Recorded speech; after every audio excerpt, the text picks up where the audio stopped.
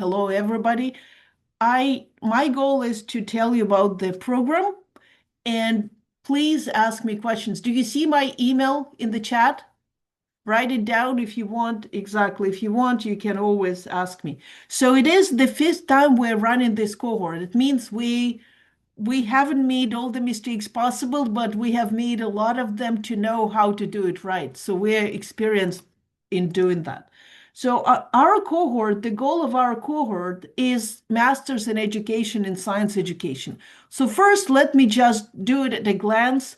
And we have here, you can read the land acknowledgement, and let me just go and do the intro. Now we're saying David and Marina. David Anderson, who is my colleague in charge of the cohort with me, is not going to be here today probably because of the family reasons, but I'm taking from him, and then Calvin will go and answer your questions. So first of all, our MED program is part of UBC, the University of British Columbia, and we've designed it to be fully online, but you will have MEd in STEM education from UBC, in science education. I apologize.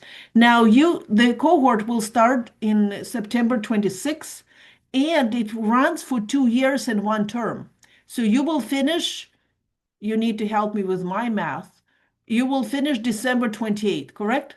2 years and one term, 2028. Now, this is designed for practicing teachers. It is not a teacher education program. So if you're here to get BC certification or something like that, it's not for you.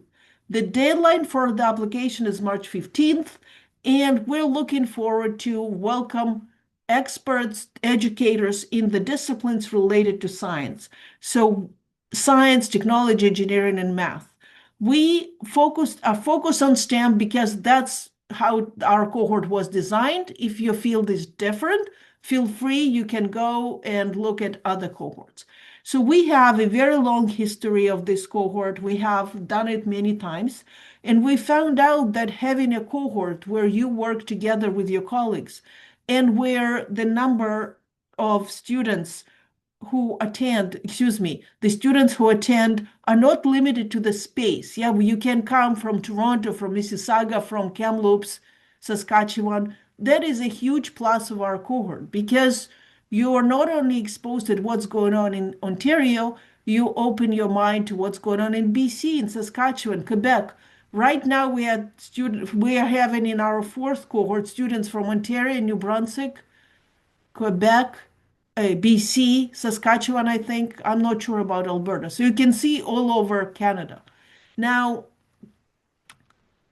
I just want to explain to you what is happening here. So we started our cohort in 2018.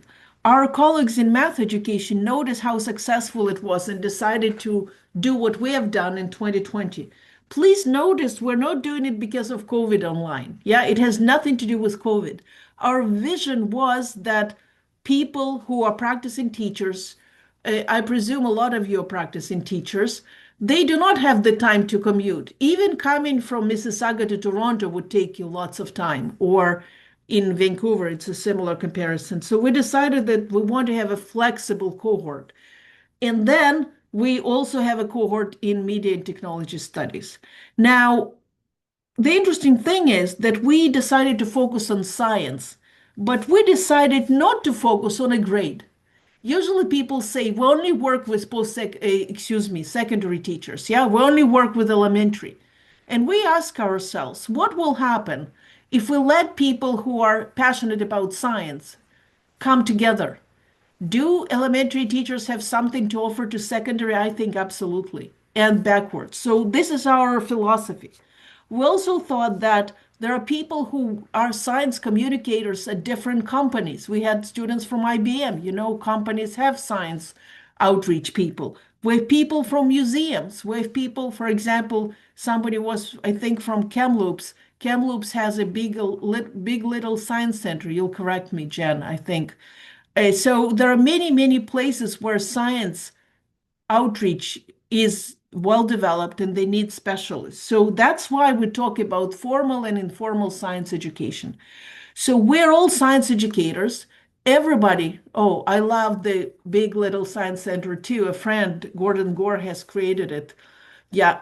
So what I wanted to say is that we have a vision for science education beyond grade five teacher. Yeah, beyond I'm a secondary physics teacher or a secondary elementary excuse me, secondary chemistry teacher. We have a different vision. We also have people who are involved from different areas. For example, Samson Nation is the head of our department. He has worked in many countries, in Africa, in Kenya, in the United Kingdom, and actually, he did his PhD in Ontario at OISE, if you know, Ontario Institute for the Studies of Education. And now he's the head of my department. He's very much interested in informal science education. David Anderson, who unfortunately cannot be here now, but who is a physics educator from Australia, but he's also a museum educator. You know, his focus is informal science education. Now you have people like, am I speaking too fast? Gareth, you're the only person who I can see. Am I too fast? No, you're fine. It's all good. Show some kind of signs if I start going so fast that I know Okay, I'll I will. slow Yeah. down. So Yeah. that is me years ago, much younger than now. I'm a physics education and math educator. My focus actually is technology in education. I'm very interested in how you use modern technology in STEM. For example, my research papers studied how to use smartphones. You know, there are lots of apps that you can use, and this also answered the question, how can you bring science to the places where they have little limited tools? Yeah, they don't have the labs that some big schools might have. Now we have Cynthia Nicol, who is our colleague in math cohort. She's very much interested in math and community, and she works with indigenous communities. She is a very experienced math educator. We have Lisa McIntosh, who worked for years in Vancouver Planetarium. You know, she's an informal science educator. And I have to admit that students say that her course is better than mine, which hurts, but it's the truth. They love her course on informal science education in our cohort. We have Fu, Gopeng Fu, who is a prof in China. He was our student years ago. Now he continues to teach with us because it's online. And then you have a completely different perspective from another country, you know, how you think about China in China science education. My colleague Oksana Bardosh, who is a biology educator and very much environmentalist. And you can see each one of us brings something different. So how is the whole program? How does this puzzle look like when you bring it together? So we have courses that we call them required courses, like in other programs. Yeah, you have some core required courses. For example, research in teaching and learning in the sciences, EDCP. So you understand EDCP means curriculum and pedagogy. That just tells you what department offers the course. And 500 means the highest level of the course. Yeah, like when you did undergrad, if you remember 200 level, 300 level, that's the same idea. So we have one course a term. We decided that we'll do one course a term because you work full time. At least most of our students work full time. They have families, they have other responsibilities. So you have one course a month, a term. And this is asynchronous. Asynchronous means that you don't need to be at the same time in the same place. You might have times when you with your group, for example, we have a lot of group work. Yeah, you work, obviously, you come at the same time with 4 or 5 people, but we don't have lectures that everybody has to be present. And we're doing that because we have a huge range of time zones. If we have people in New Brunswick, I think it's 4.5 hours from BC. And we have people in China. We have people who teach in offshore schools. So there is no way you can have a great time for all of us. Now, the second semester, it is EDUC Education 500. It is a required course because it talks about research methodologies in education. And it is the course that all grad students in the Faculty of Education at UBC have to take. So it's a required. So we have two required that are common to all students at the UBC Graduate School of Education. And we have 4 courses in the science area. So you can see we have a combination, and then we have electives. So research methods is required in the faculty. Do you see it's EDUC, yeah, instead of EDCP? Now, science learning in informal setting is LISA. It's 558, it's CP. Now, notice that all our courses will be tailored for science educators. And that's kind of the focus. Instead of teaching general courses, one course where you have art educators and everybody else together, we decided that all courses are offered for this cohort. And usually it's about 22 or so people. So it's very small and we know each other really well. Then we have theory and research in environmental education. Do you see it's again science education? Yeah. So all courses will be science education courses. But then we say take an elective course. An elective means that you can take courses at UBC that are online or face to face if you want to come, or we have it's called Western Canadian Dean's Agreement, and Kelvin can correct me. That is the agreement that universities allow students from other universities in Canada take courses without paying for it. So if I want to take an online course in OISE, at OISE, for example, Ontario Institute for the Studies in Education, and I live in Vancouver, I can still do that. I won't pay anything extra because it's part of this agreement. Now, that's the first year. You can see that July and August you have your own. And it means you can take June and July, you can take more electives because in total you have to take 3 elective courses. It means those courses have to be related to your program, and David and I will need to approve them. But you guys check the Calvin is showing you the Western Dean's Agreement courses, etc. But the elective courses, you have a very big range. And the cool thing about it, that you can take 6 credits, it means 2 courses that are at 300 and 400 level. So imagine Gareth is teaching let's say Gareth teaches biology because that's the only one non-rectangle person, real person, I'll refer to Gareth. You're teaching biology, for example, and then somebody says, Gareth, could you also teach astronomy? Let's say it happens that you have to teach something else. You think, I would benefit from taking 300 level astronomy course, so I feel more comfortable, and we allow that and you will not pay extra money for it because the courses are part of your cohort. Now, if, oh, we need to admit somebody, just a sec, I admitted Eugene. Now, and what happens the second year starts? It is teaching math and science through technology. It's me.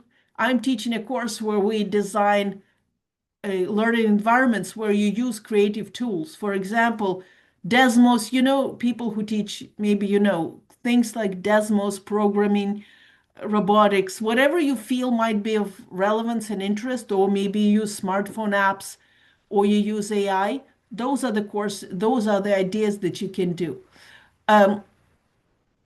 Now, you have another course is Introduction to Curriculum Issues and Theories. You have to take it.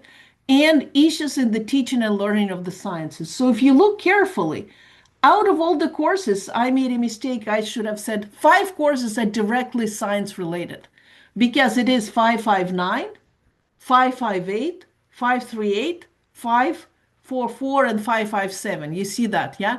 The courses are going to be tailored for you specifically. And then you have electives. And if you can take electives in parallel to other courses earlier. So if you take electives earlier, you can finish actually your program in June 2028. You don't need to wait till December. And then you're in, at least in BC, if you have this program, your salary goes up. I think it's the same in Ontario. Gareth, is it correct? Yeah. So you can graduate in June 2028. You don't need to wait till December if you decide to do so. Now, that is actually the structure, and you can see it's a specific program for science educators. All the instructors will be science educators. We purposefully do it like that. And here is, you can see the WDA, WC, Western Canadian Dean's Agreement. You fill it out, you discuss it with us. We already created a huge list of courses that other people have taken. It doesn't mean that you have to take them, but you might. Now, the funny thing is that when you pay for it's not funny, it's interesting, for the masters in education, program, you can take more than 30 credits and it will all be included. You don't pay more. So let's say that you decided that here, instead of having three electives, you want to have four electives. You can do that for your own learning opportunities. Now, what kind of courses? Some students took courses in psychology, yeah? They took courses how to teach science for to the students who don't speak English well, yeah? English is their fourth, fifth, or whatever language. How to teach students in different environments. So indigenous courses relate to indigenous students. So we have lots of interesting options, and you can take more than three electives without paying extra. So I just wanted to say something that is very unique to our program. We realize that a lot of teachers who come to our masters, some of them might decide to continue education, maybe PhD, who knows? Some of you might decide that the masters will open me an opportunity to be a leader in the district, yeah, or do some other stuff. That's why we want to nudge you a little bit and give you a chance to participate in international conferences. How do we do that? We have connections in the world of STEM because we do research in the field, and we arrange that our students participate in online conferences, and we have a special elective course. Electives means you can choose where you participate in a conference, you do an activity, but it's one of the courses that people really loved about the program because few teachers have ever been to a big STEM conference. So you can see two conferences here. One was held in Australia and one was in Canada. Recently, we had one in New Brunswick. So we always try to have this option. Another option for electives, we ran a course on AI in STEM this summer, and the students really loved it because AI is something that a lot of science teachers are thinking about, and they learned how to create chatbots, related to science, the ethics, lots and lots of issues. So we kind of have done it. Now, Kelvin will tell you about admission information. Kelvin, you're next, correct? Yeah, Yeah. But before Kelvin does it, ask me questions, please. If any questions, yeah. Um, well, Yeah. no, I would say that as it relates to questions, none. I don't know if you remember Daniel Van Wellingham.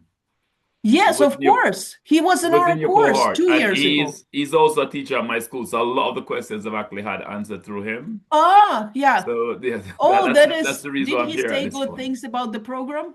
Lots of good things. Yeah, Awesome. I wasn't thinking too much about it before, but having spoken to him, that's the reason why I'm here tonight.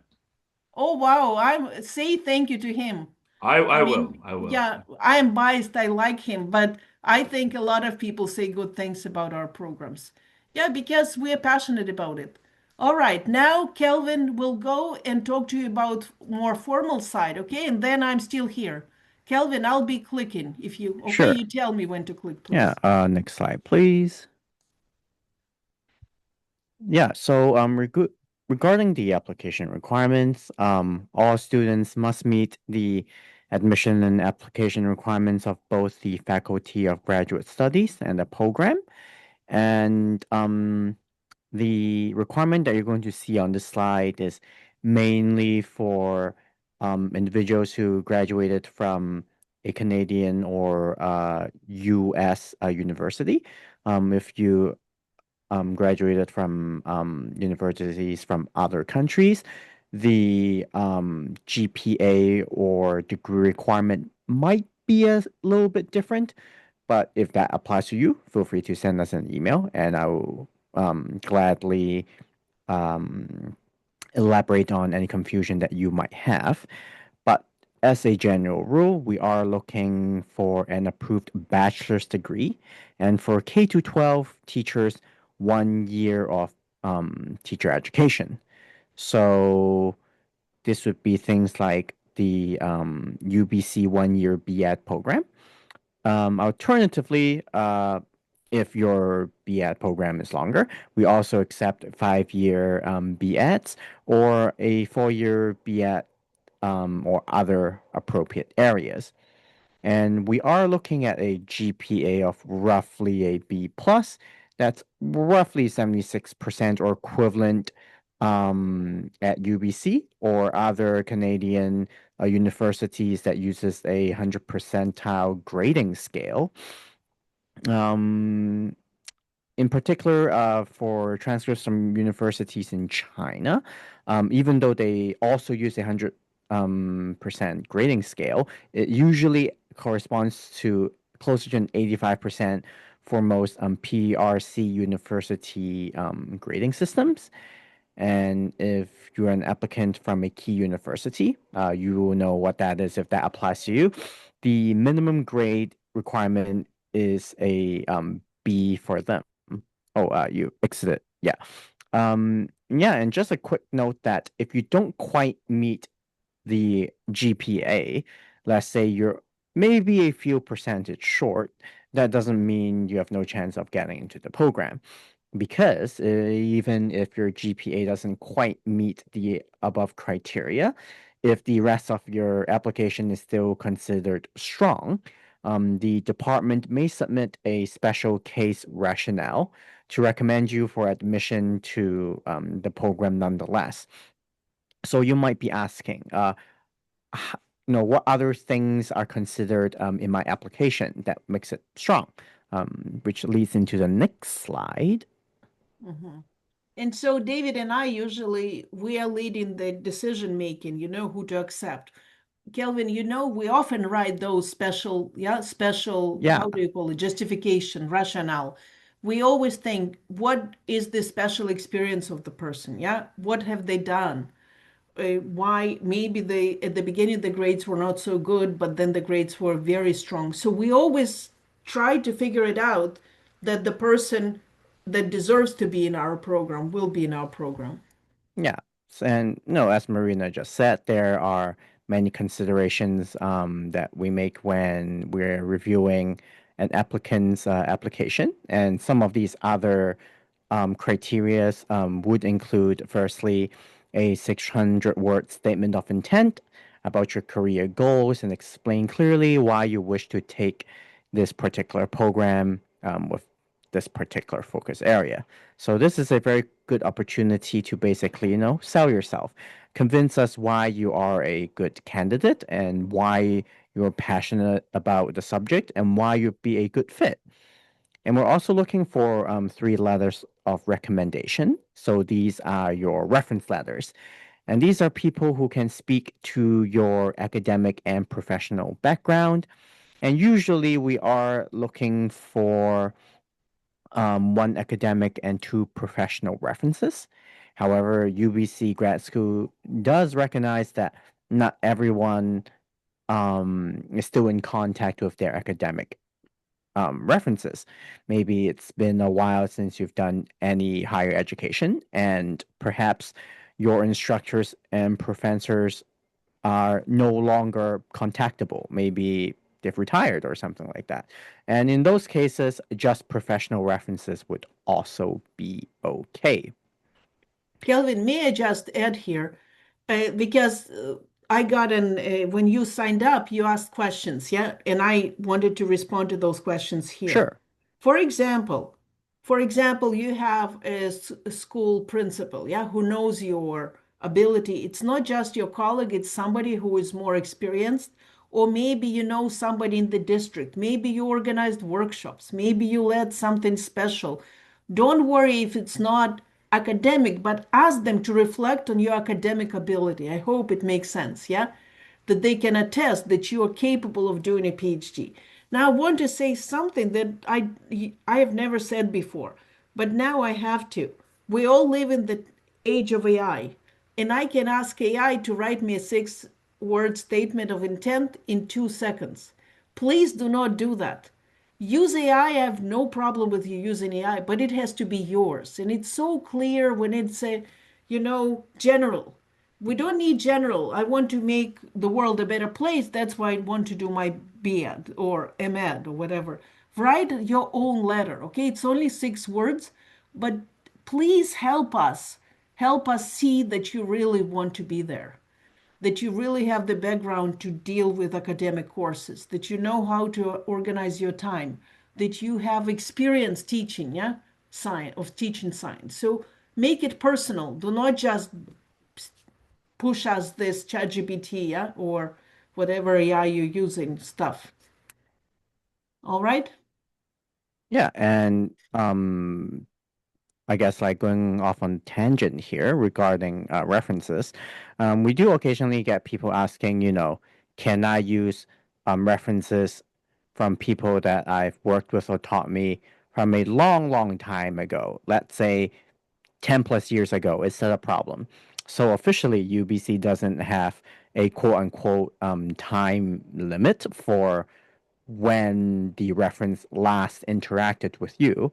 But the general recommendation or rule of thumb is that um, you want people to be able to speak to your current, most updated abilities, right? So following that line of thought, although there's nothing preventing you from contacting a very old reference, um, one would hope that more recent references would be able to best speak to your current capabilities.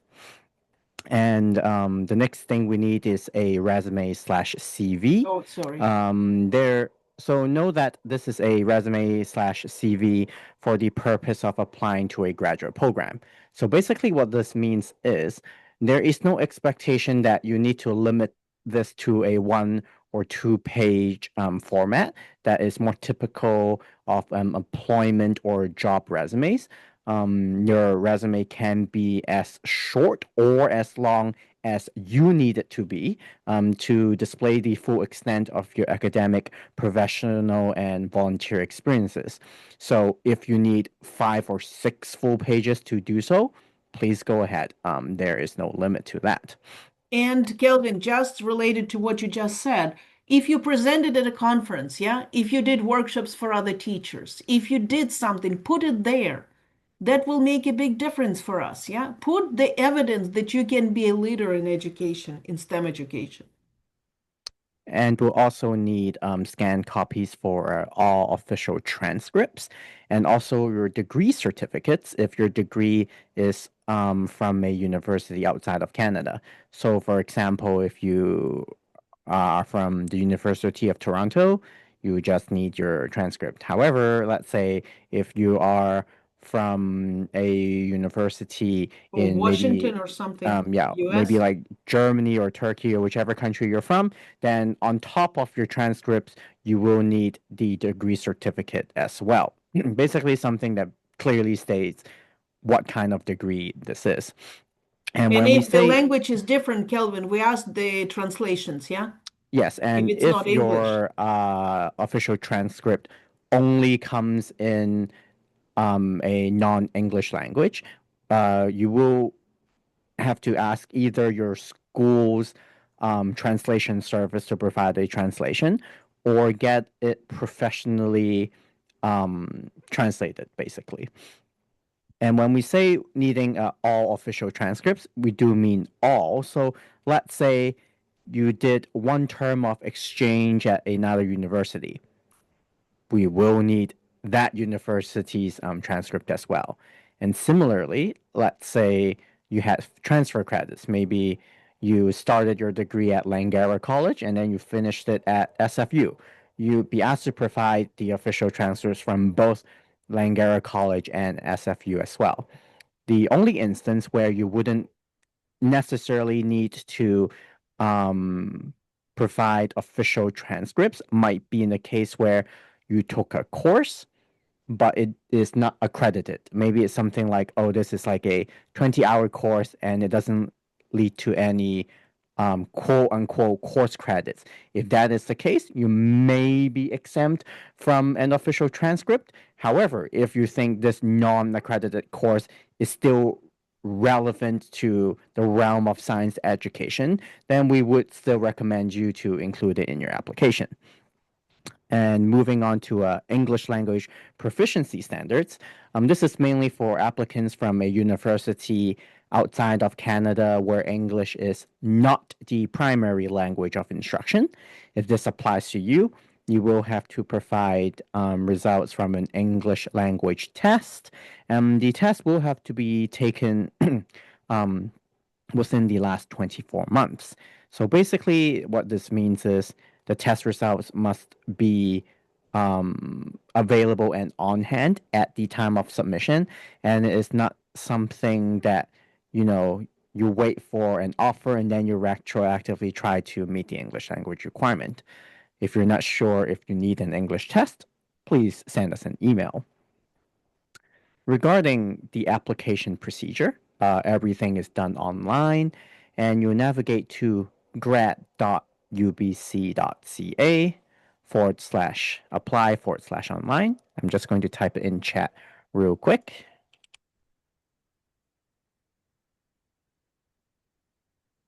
And you should know that if you get stuck for anything like that, you can always email us, yeah? Yes.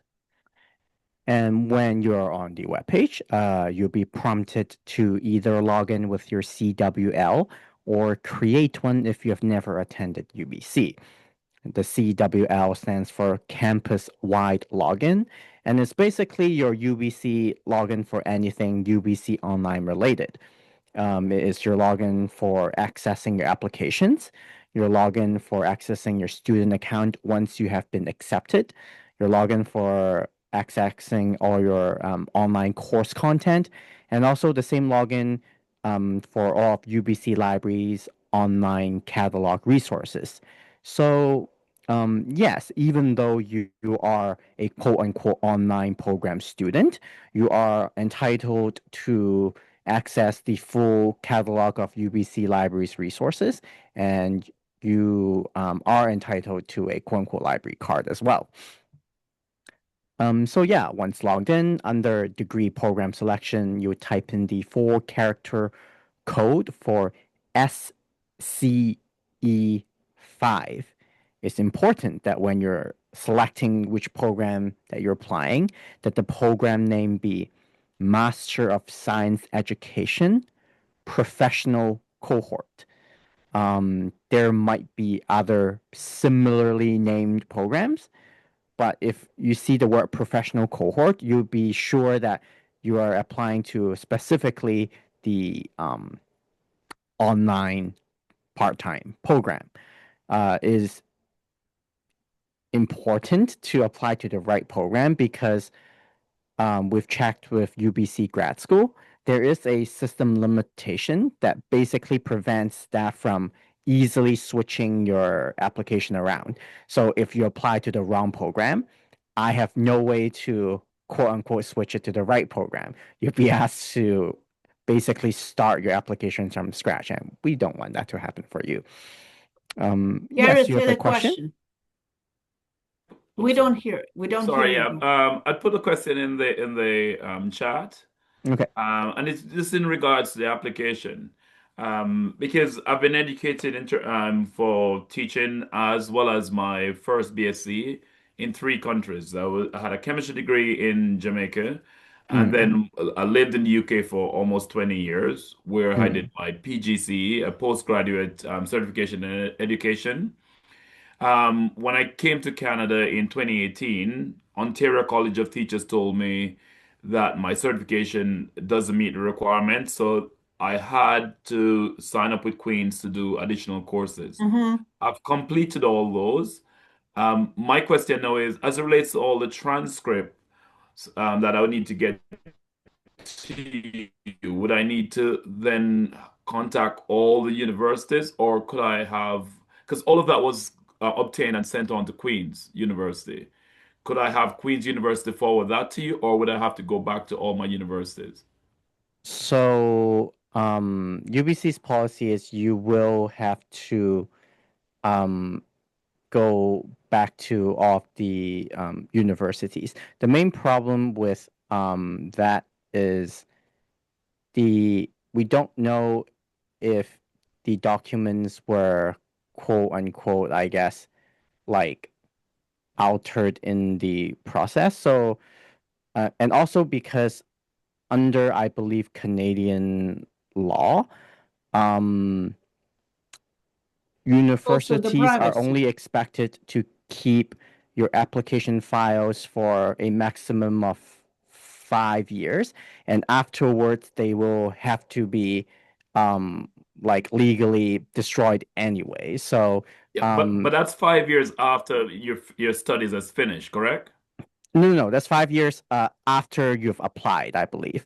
And so firstly, the university might not have it in the first place, and also, yeah, unfortunately, UBC does require transcripts to come directly from the parent institution. But I don't Okay. think, for example, I don't think that you need all of them. You definitely need a Yeah, that's degree. okay. The degree in chemistry you have to submit. Yeah, that's your bachelor. Yeah. And then you have Yes. a certification from the UK, correct?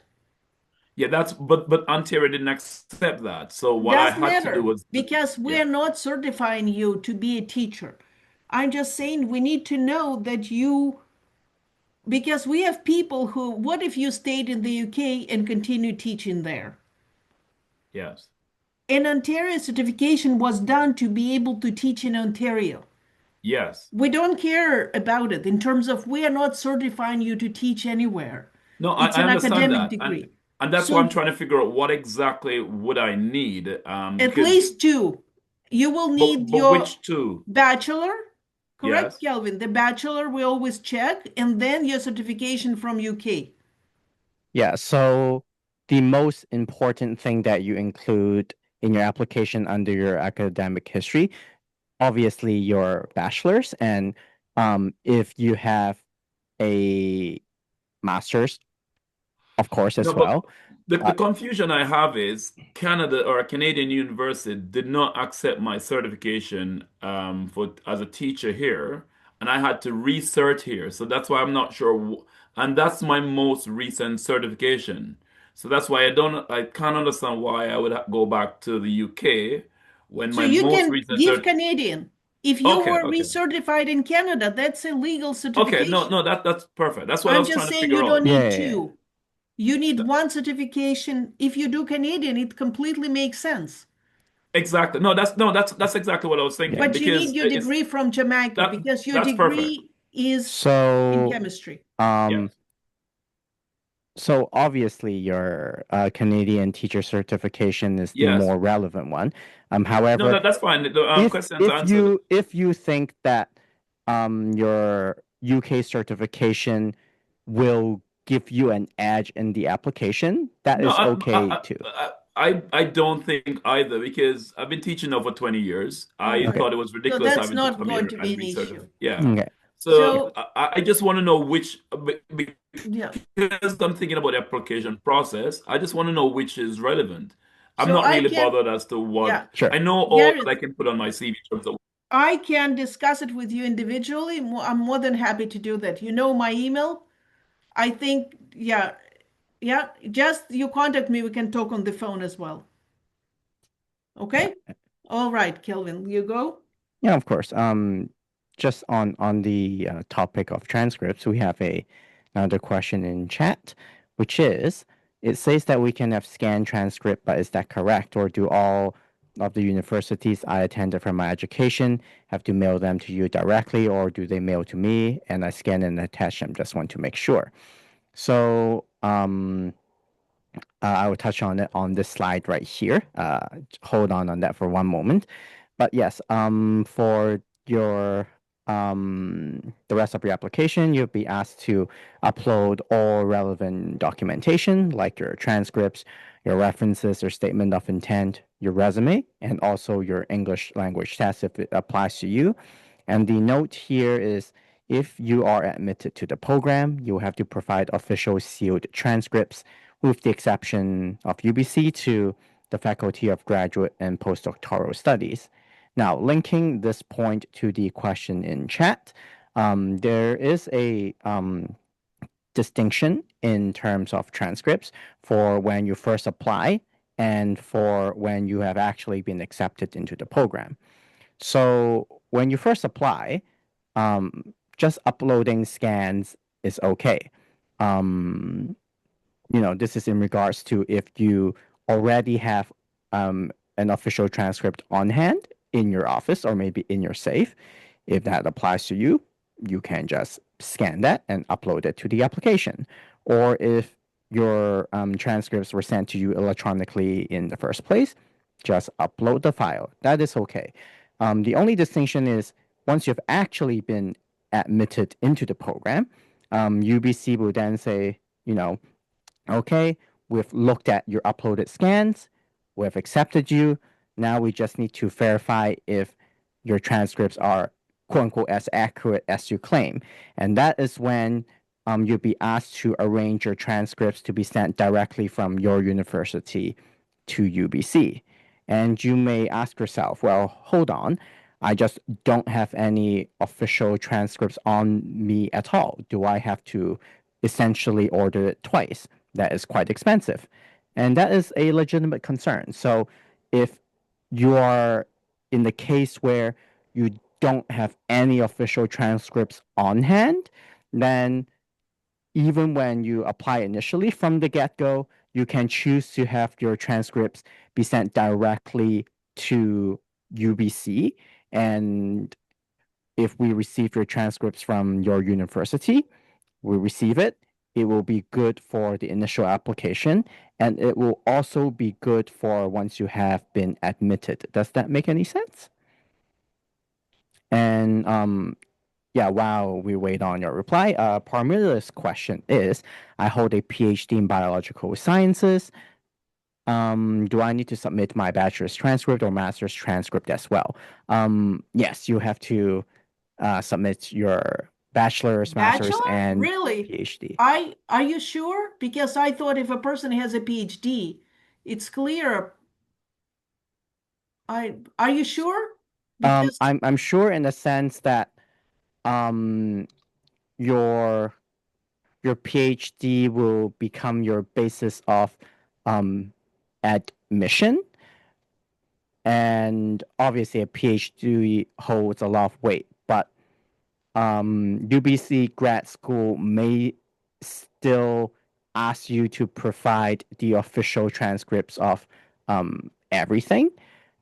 If we'll they check end up it. Yeah. choosing not to do that, that is the choice of UBC grad school. But at least at our department level, the information we've been asked to provide to everyone who apply is um, just have everything on hand, basically. Yeah. In the past, we have quite a few people who had PhDs, and we did not ask it because we knew they did. If you have very strong PhD and all this, it was clear the person was accepted. But you're right, they might. The grad studies might tell us, no, we want to see. Yeah. Okay. Let's go, Kelvin, because of this, we are, yeah, Sure. Let's go to the next yeah. slide. Excuse me? Yeah. So, just pausing on the topic of references, when adding your reference to your application, you'll be asked to categorize them as either professional or academic reference.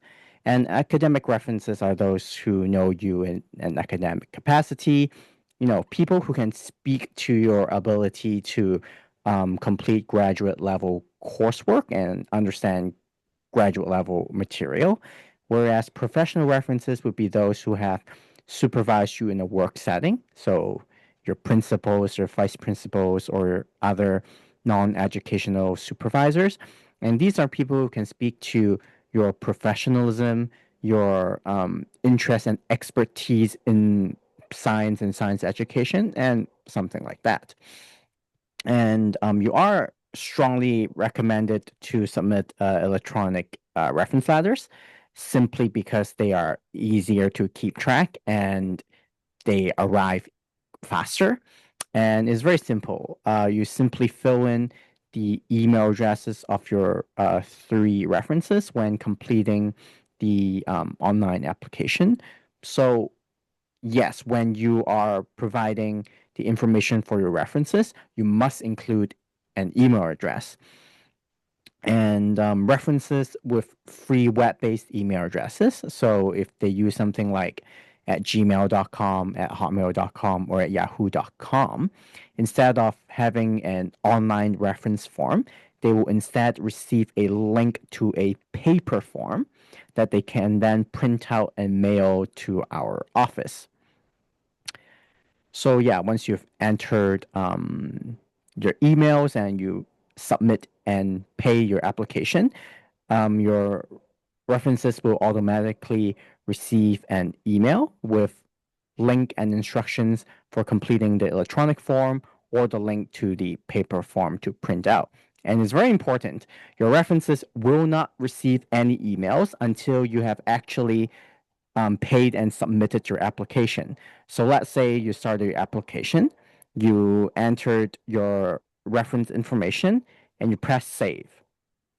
Nothing happens. Your references won't be prompted to do anything just yet.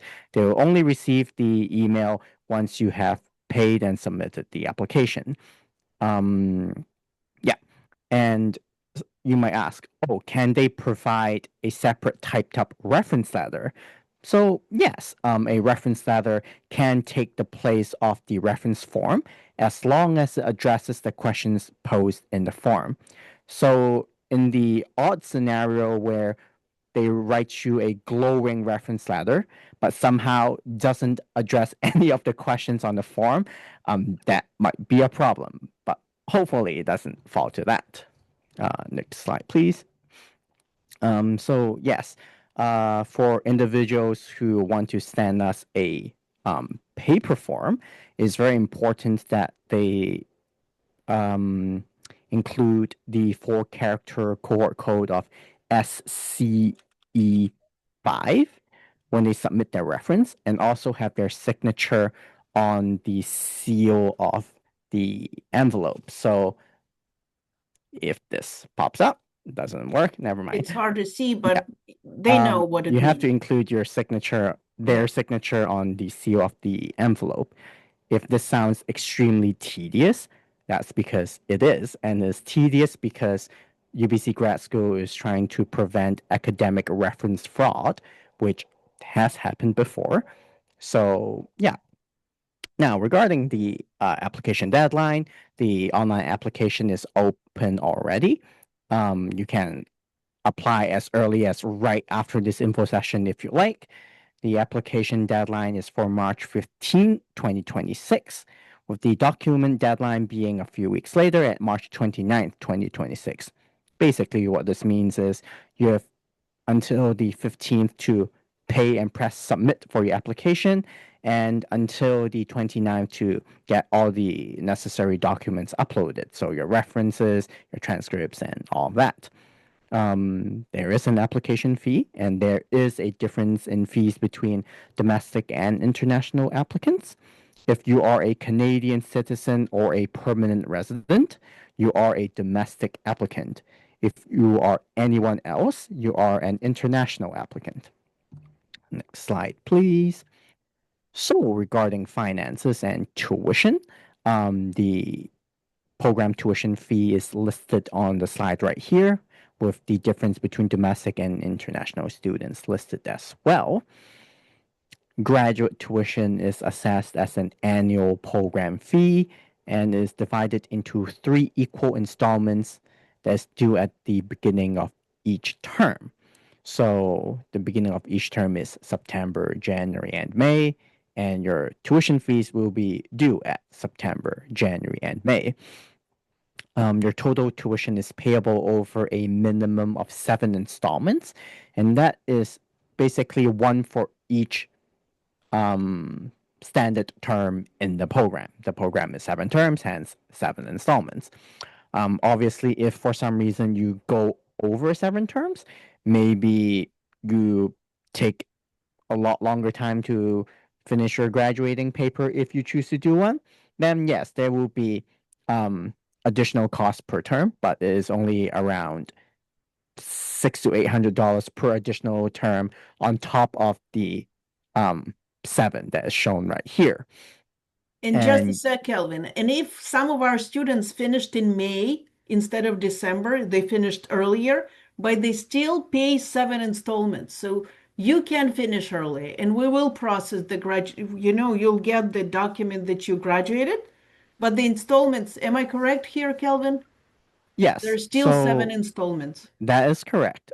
Tuition is charged as a whole program fee and not on a per credit basis. So if you finish the program early, let's say you finish in 6 terms, we will close your program, but until you've paid the last seventh installment as well, UBC grad school will not um, properly close your program, if that makes any sense. Yeah. So, you know, let's say if for some reason you end up taking less courses because of transfer credits, you pay the same exact amount. On the flip side, if you take extra electives, let's say you take some accounting or French courses because you can, you still be paying It's the same not so exact true amount. because we have to prove that the courses are relevant to your program.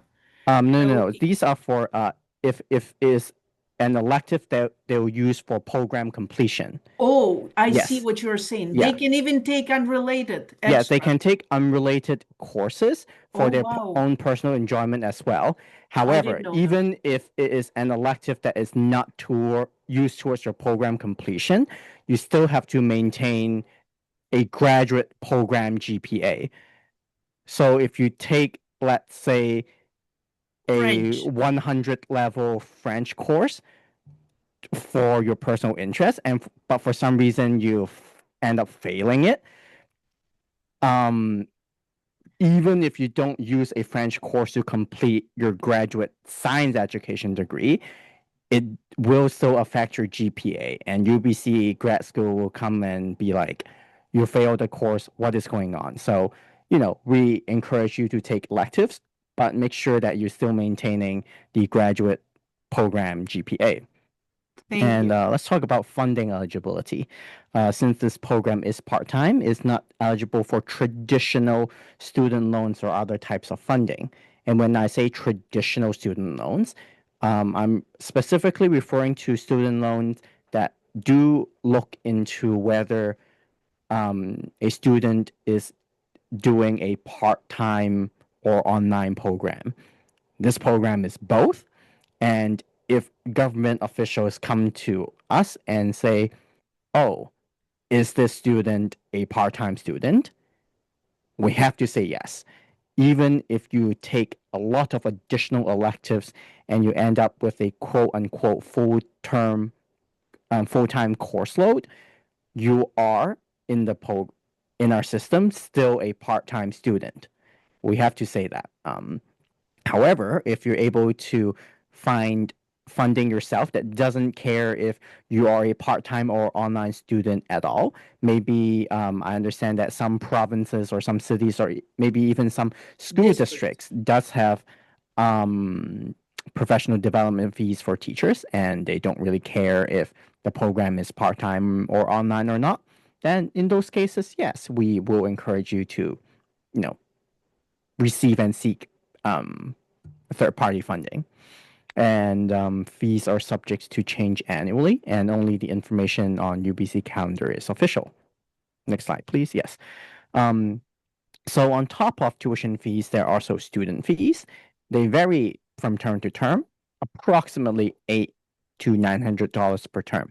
But yes, this is a rather significant amount. But you are able to opt out of most of these fees, and you can decrease this 800 to 900 amount by half or even more if you opt out of everything completely. So examples of fees that you can opt out of include if you have your own coverage, you can opt out of the medical and dental plan. If you live outside of the Greater Vancouver area, you can opt out of the U-Pass, which is the local public transit pass. And there are other small fees that you can opt out of, which together added up can save you quite a lot of money.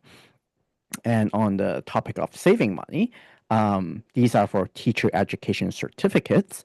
And if you are a teacher in the Vancouver Lower Mainland and you have taken UBC students in your classrooms before as student teachers, this applies to you. You might be eligible for a tuition credit. I believe it is 1.5 credit per instance this has happened.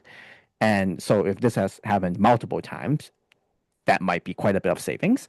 And if this applies to you, please contact the teacher education office at teacher.ed@ubc.ca. Or you can let us know and you say, I'm very interested in supervising teacher candidates during this time because it will reduce my fees and I want to do it. We can also put you in the pool of teachers who will be supervising our students if you are in the Lower Mainland. But actually, some of our students go to try and teach outside of the Lower Mainland, so you can discuss it with the teacher education office. Next Yeah, slide. and that is your time to Yeah. ask us questions, Kelvin and me. We have a few minutes. We know we're trying to be on time.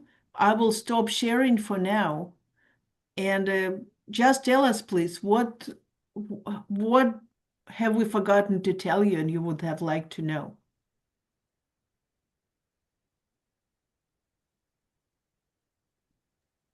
I don't have any specific questions. This is the first program I've started looking into for my Yeah. master's. I've been teaching for a long time and was just curious to see what sorts of programs are out there, and yours really stood out for me. So just thank you for all the information you did give. So But if you have any questions, again, I forgot. Are you from Kamloops or Prince George? Prince George. Prince George. If you have any questions or something, you can email, we can talk on the phone. I mean, Perfect. questions, it's Yeah. normal. On Oh, a time commitment for a week. That's a very good question.